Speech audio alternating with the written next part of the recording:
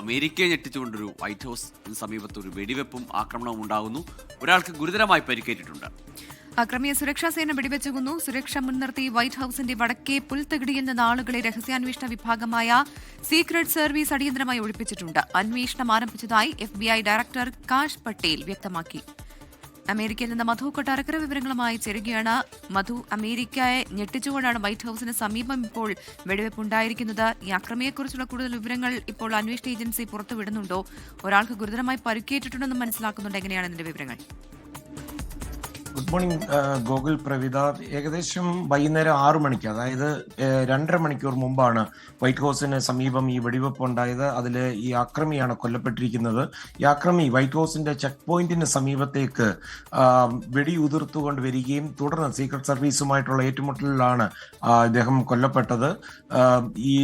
ഇതിന്റെ ഇടയ്ക്ക് സമീപത്തുണ്ടായിരുന്ന ഒരു വഴിയാത്രക്കാരന് വെടിയേറ്റതായിട്ട് സുരക്ഷാ ഉദ്യോഗസ്ഥർ സ്ഥിരീകരിക്കുന്നുണ്ട്. പക്ഷേ ഇത് ആക്രമി വെടിവെച്ചതാണോ അതോ ഈ ഏറ്റുമുട്ടലിൽ ആണോ ഇദ്ദേഹത്തിന് വെടിയേറ്റതെന്ന് അറിയത്തില്ല. പക്ഷേ നില അതീവ ഗുരുതരമായിട്ട് തുടരുകയാണ്.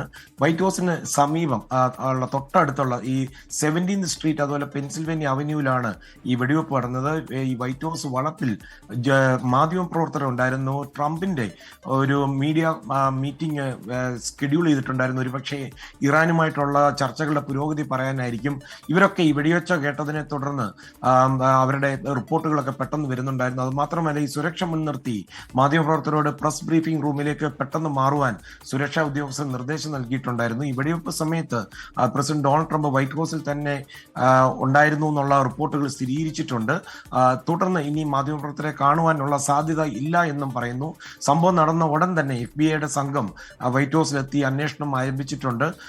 കൂടുതൽ വിവരങ്ങൾ ലഭ്യമാകുന്ന മുറയ്ക്ക് അറിയിക്കുമെന്നാണ് FBI ഡയറക്ടർ കാഷ് പട്ടേലും അതുപോലെ സീക്രട്ട് സർവീസും ഒക്കെ വ്യക്തമാക്കുന്നത്. ഈ ആക്രമണത്തിന്റെ പശ്ചാത്തലത്തിൽ വൈറ്റ് ഹൗസിൽ ഒരു ലോക്ക്ഡൌൺ ഉണ്ടായിരുന്നു. പക്ഷേ ഒരു 6:45 അത് മാറ്റിയതായിട്ടുള്ള റിപ്പോർട്ടുകളുണ്ട്. ഇപ്പോൾ കനത്ത സുരക്ഷാ വലയത്തിലാണ് വൈറ്റ് ഹൗസ്. അറിയാം, നമുക്ക് ഏപ്രിൽ 25 വാഷിംഗ്ടണിൽ ഈ ഹിൽട്ടൺ ഹോട്ടലിൽ വൈറ്റ് ഹൗസ് കറസ്പോണ്ടൻസ് അസോസിയേഷന്റെ ഡിന്നറിനിടയിലും ഡൊണാൾഡ് ട്രംപിനെ വധിക്കാൻ ശ്രമം നടന്നിരുന്നു. ഈ സംഭവത്തിന് ശേഷം കൃത്യം 1 മാസം പിന്നിടുമ്പോഴാണ് ഈ വൈറ്റ് ഹൗസിന്റെ സമീപം വീണ്ടും ഈ വെടിവെച്ച കേൾക്കുന്നത്. ഗോകുൽ പ്രവിത.